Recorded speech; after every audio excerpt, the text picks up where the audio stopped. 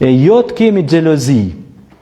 Ka 2 sure që janë zbrit në Kur'an, surja Felek dhe surja Nas. Janë në Kur'an që flasin kundra xhelozisë dhe smirës. Xhelozia, argjerimi na mëson ne për me i bë bojkot xhelozisë, smirës. Argjerimi na mëson ne më kon shumë dashtën me njëri tjetrin. Argjerimi na mëson ne me dash kojshiun e afërm dhe të largëm. Argjerimi na mëson neve me dash tokën tonë.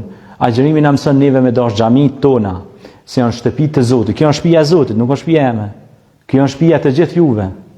Kjo është shtëpia e Zotit, sepse ajo minore atje që është, atje që thirrët e zani, që dhijet e zani atje në alt, është thirrje për mbar njerëzimin. Është thirrje për gjithë njerëzit, nuk bë dallim ajo. Nuk ka me të njofshëm te Zoti me shkue. Jo, vetëm me veprat tona.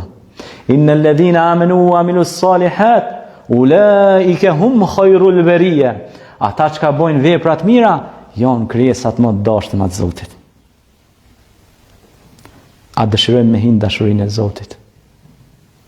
A dëshirojmë me hinë rahmetin e Tij? Është pikërisht ky muaj. Ky muaj që ka trokit dhe ka hinë mesin ton, edhe që po kalojnë ditët e Tij një nga një, sikur jeta e njeriu që kalon një nga një, ditë edhe shkojmë takim me Krijuesin.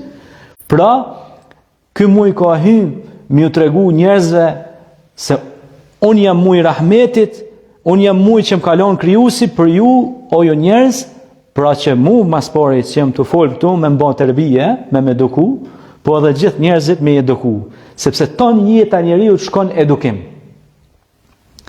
Ton jeta njeriut pra është platformë, është edukim. Ton jeta njeriut është mësim, me kërku diturin nga djepi deri në varr. Dhe në momentin që ikim nga kjo botë, ne mësojmë diçka të re. Pejgamberi alayhis salatu wassalam lutej vazhdimisht dhe mundohej që çdo ditë të mësonte diçka të re, që përmas asaj të reje me i shërby njerëzimit dhe me u bë jetën më të mirë njeriu të pranë këtë botë dhe ajo jetë e mirë me vazhdu dhe në botën tjetër.